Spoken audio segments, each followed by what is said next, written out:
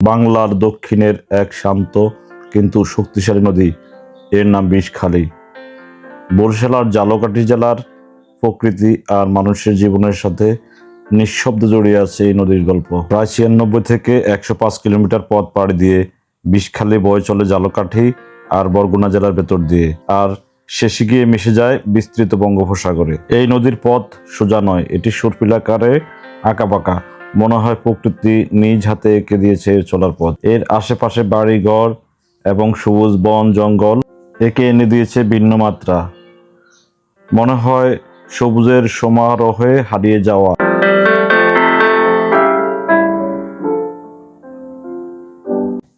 দানসিঁড়ি, সুগন্ধা, বাসন্ডা আর গাবখান নদীর সাথে মিলে এখানে তৈরি হয়েছে এক মনোরম মোহনা, যেখানে জল, সবুজ আর আকাশ সবকিছু মিলে একটা নিঃশব্দ সৌন্দর্যের গল্প বলে। এর গড় প্রস্থ প্রায় ১ থেকে ২ কিলোমিটার। শান্ত দেখালেও বিষখালী কিন্তু ভীষণ শক্তিশালী। এর স্রোত আর ভাঙ্গাপ্রবণ তীর মাঝে মাঝেই বদলে দেয় নদীর চারপাশের চেহারা। এটাই প্রকৃতির নিয়ম, সৃষ্টি আর পরিবর্তনের নীরব খেলা। ঝালকাঠি শহরের কাছ থেকে দক্ষিণমুখী হয়ে এই নদী রাজাপুর আর কাঠালিয়া উপজেলা পেরিয়ে পাথরঘাটার দিকে এগিয়ে যায়, আর বলেশ্বর হরিণাঘাটার পথে গিয়ে সাগরের সাথে মিলিত হয়।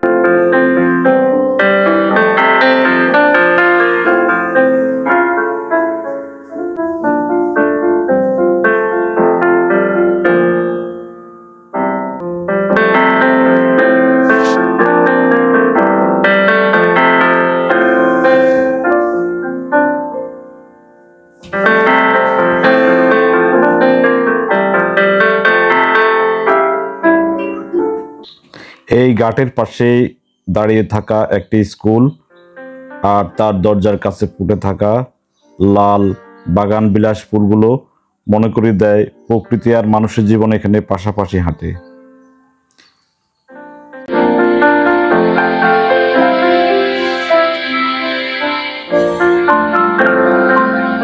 বিষখালী একটি নদী, শুধু একটি নদী নয়, এটি এই জনপদের নীরব সঙ্গী, প্রকৃতির লেখা এক জীবন্ত কবিতা।